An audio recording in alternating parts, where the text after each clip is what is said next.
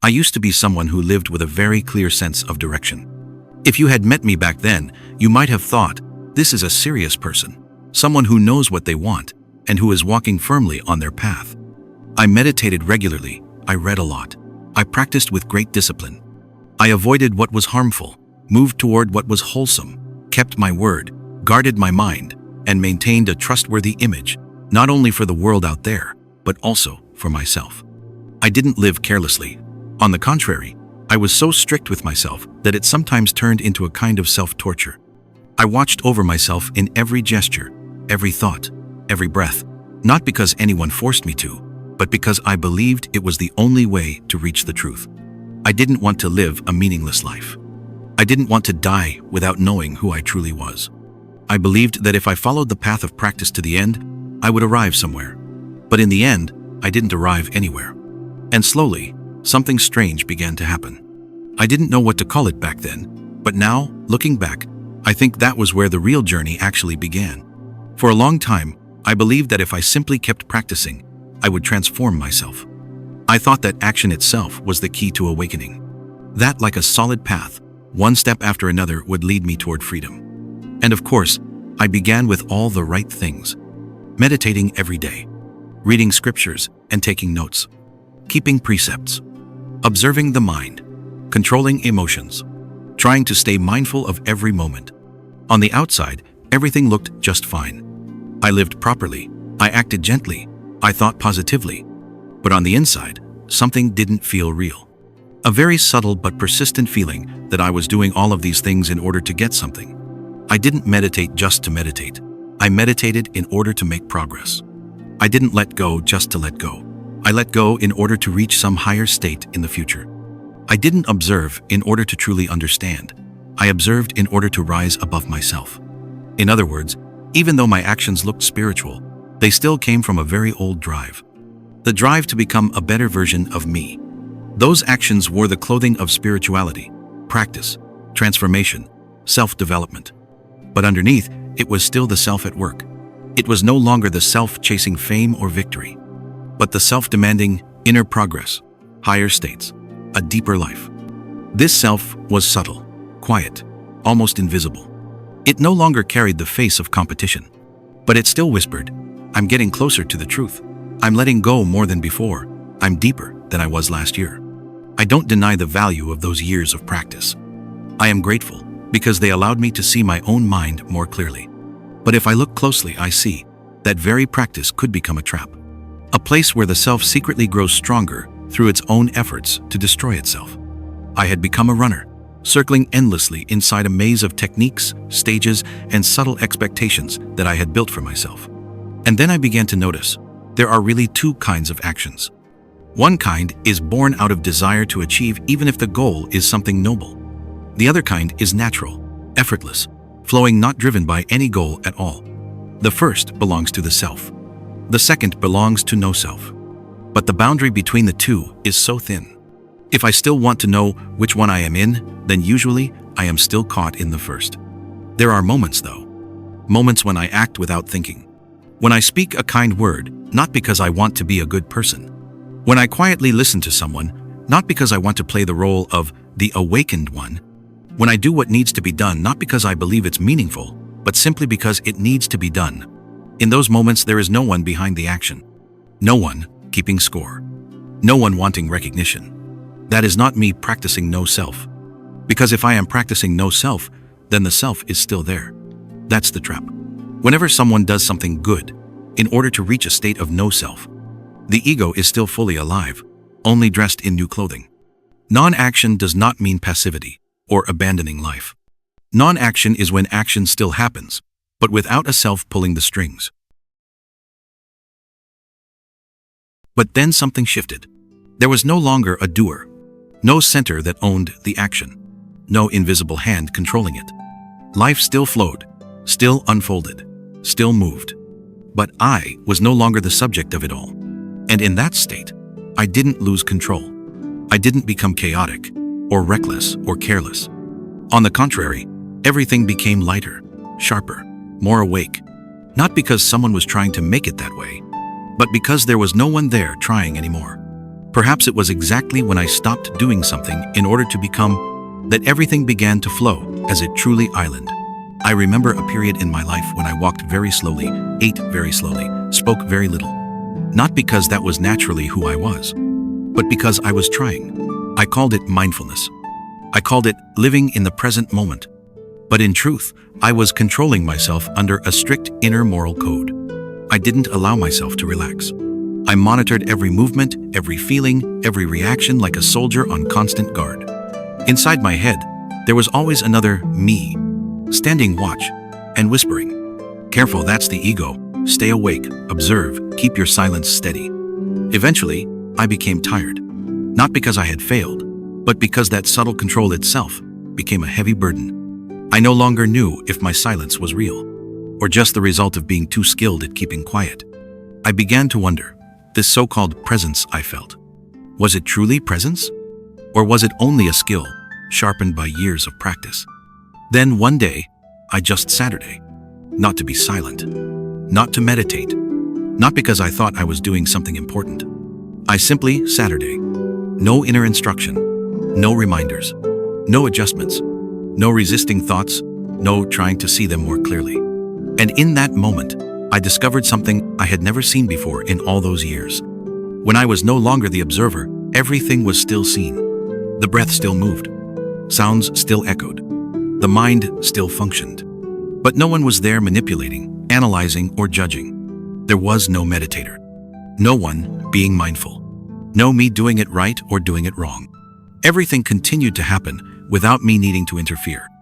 And for the first time, after so many years, I felt light. I was no longer sitting to maintain some state. Not sitting to reach insight. Not sitting to stay still. I was just sitting because I was sitting. That's all. No hidden goal behind the action. And it was in that state that clarity appeared. Not because I forced it to appear, but because there was no one left forcing anything. From that moment, I began to live differently. Not with big changes on the outside. I still ate, walked, worked as before. But deep inside, something had stopped. Stopped acting for the sake of becoming. Not stopping the hands, but stopping the mind that always wanted control. Not giving up, but finally ceasing to struggle for power over life.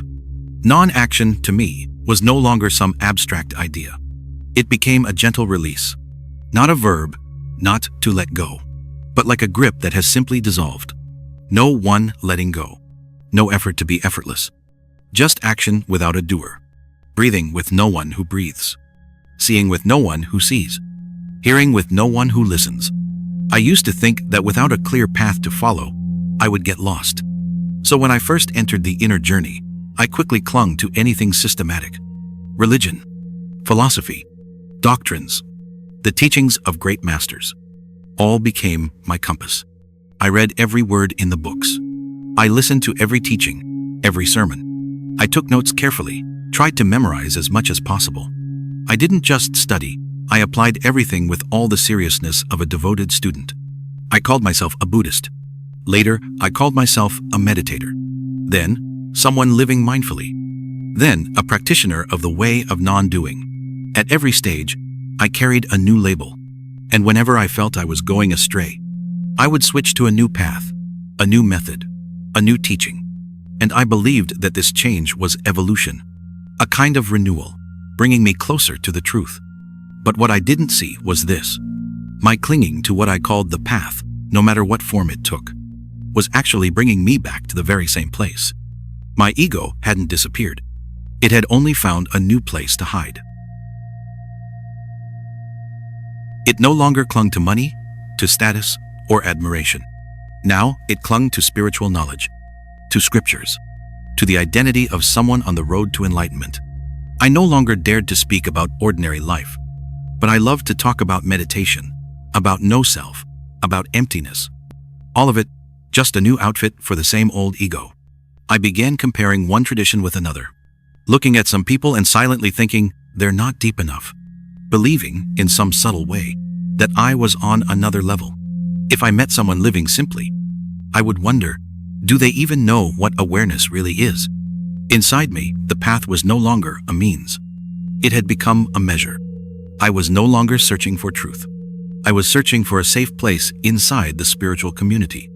A place where I could rest in the feeling that I already knew, that I was already on the right track.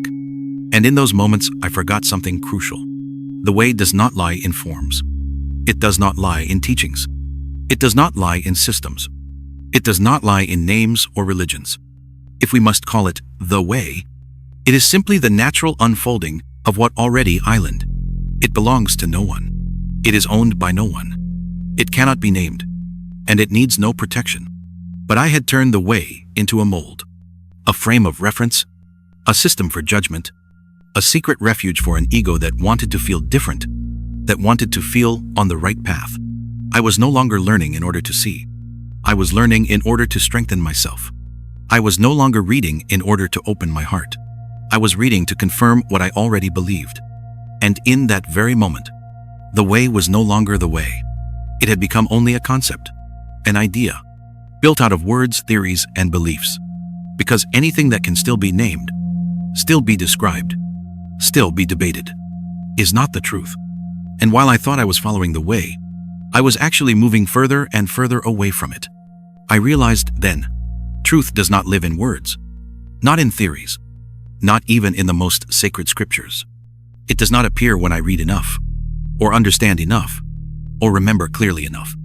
It only appears when the mind is quiet enough not to seek anymore, when there is no barrier standing between me and what already is, not even the noble concept of the way. Only when I truly let go of systems, of names, of every seemingly right path, did I see clearly that the way is not something to follow. It is what has always been here. It has never been absent, but I had failed to notice it, because I was too busy searching for it in books, in words, in someone else's recordings. And so I finally understood. The greatest trap of the way doesn't lie in the errors of doctrines or teachings. It lies in the illusion that I was on the right path. Because whatever is still right is still tied to wrong, and whatever can still be called the way is not the way. There was a stage when I began to feel something cracking open, not because I had lost faith in the teachings, but because something became clearer than ever before. Everything I had ever called the way was only a piece of paper with a map drawn on it. They were just symbols, just directions, but I had lived as though the map itself was the real land. I had clung to teachings the way someone in the ocean clings to a life raft. I no longer experienced reality directly. I was always checking to see if what I felt matched some teaching I had read somewhere. That made me uneasy for a long time. Without something to hold on to, I felt lost. If there was no path to follow, where was I? If there was no system to locate myself in, then who was I in this journey?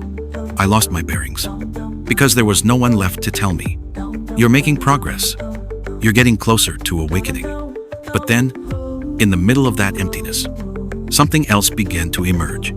No teaching spoke. No sign appeared. No special signal was given. It was simply this. I began to see everything, without having to look through the lens of a religion anymore. There are traditions that speak of a way back to the original, where things return to what they truly are, untouched by labels, unwrapped from definitions. And in that space, I no longer feel insecure. On the contrary, I feel lighter, freer, more real. I began to live as if there was no path. Not because I was rejecting morality or wisdom, but because I no longer needed a path to feel safe. I no longer needed anyone's approval. I no longer needed a system to lean on every time I felt lost. It was precisely when no path appeared clear that I realized. Each moment is the path. Every step, every glance, every breath. If I am truly present, then it doesn't need to lead anywhere. It is already life itself. Not for a purpose, not for attainment, not for perfection, but simply life unfolding. Pathless to me does not mean opposing religion. It does not mean careless living or drifting without direction. It simply means living without needing a framework to interpret reality. Truth, if it exists, does not belong to any religion. It does not sit inside a teaching. It is not on this side or that side. It is nameless. For many years, I lived with a strong belief that there was a final state waiting for me ahead. That if I was diligent enough, virtuous enough, disciplined enough, sooner or later, I would arrive.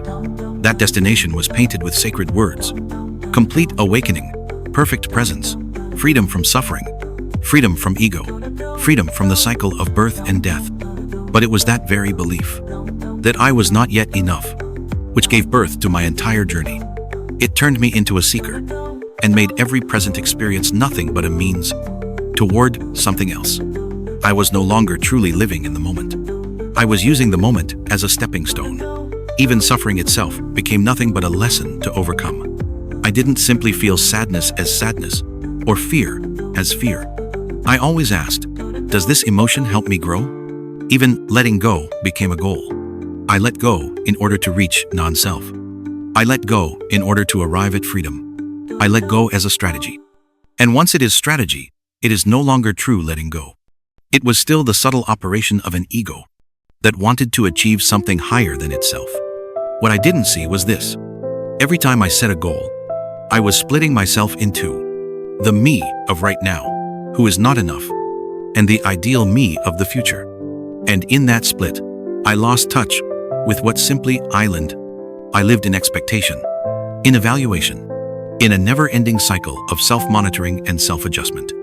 Each moment colored by the question, does this bring me closer to the goal? That is the invisible mental exhaustion nobody sees. On the outside, I might look calm, gentle, living slowly, at ease. But inside, a machine kept running with relentless pressure.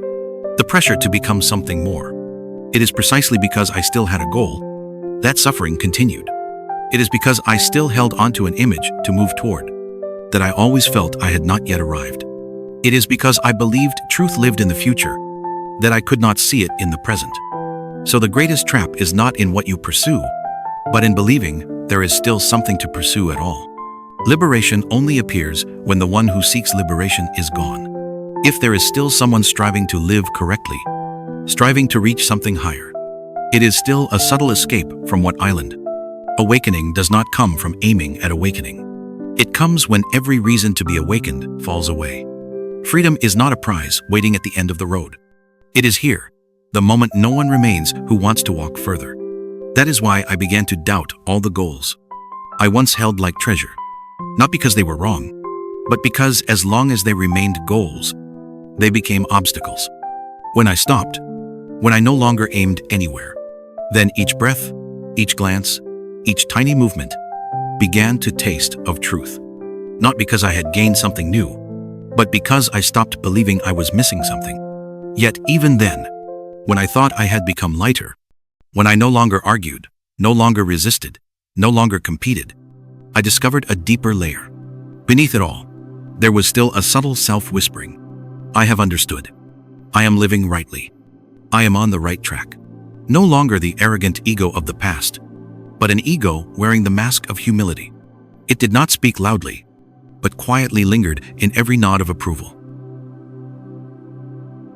There is a kind of self-satisfaction so subtle that, without a silence deep enough, I would never notice it. It hides behind noble ideas. I am someone without an ego. I am someone who sees things just as they are. I tell myself I don't need praise, yet even the thought that I don't need praise is still a clever disguise of the ego. Then one day, as I sat in my ordinary stillness, something strange happened. Not an experience, not a realization, but as if nothing at all was happening anymore. There was nothing to look at. No one looking. No center of perception. Everything was still here, sounds, images, breathing, movement. But there was no subject to name it, to own it. I didn't feel as if I merged with the universe. There was no grand dissolution, no special sensation. It was simply that the experiencer was gone. No one remained at the center to call this awakening or enlightenment. And in that absence, a quiet peace appeared. Not belonging to anyone. I can't even say I saw clearly, because seeing was no longer marked by a seer. Everything still unfolded: sound, image, breath, movement. But there was no one recording, no one labeling, no one responding. There was no meditator sitting in meditation. There was no one knowing that I am meditating. Life was no longer filtered through the glass of, I am someone awake. And I realized this. The final ego doesn't dissolve by fighting it, nor by denying it. It dissolves when no one is trying anymore. It dissolves when there is no one left in the middle saying, I am not doing anything. It dissolves not through action, but when there is nothing left to hold on to, no reason to sustain any inner image.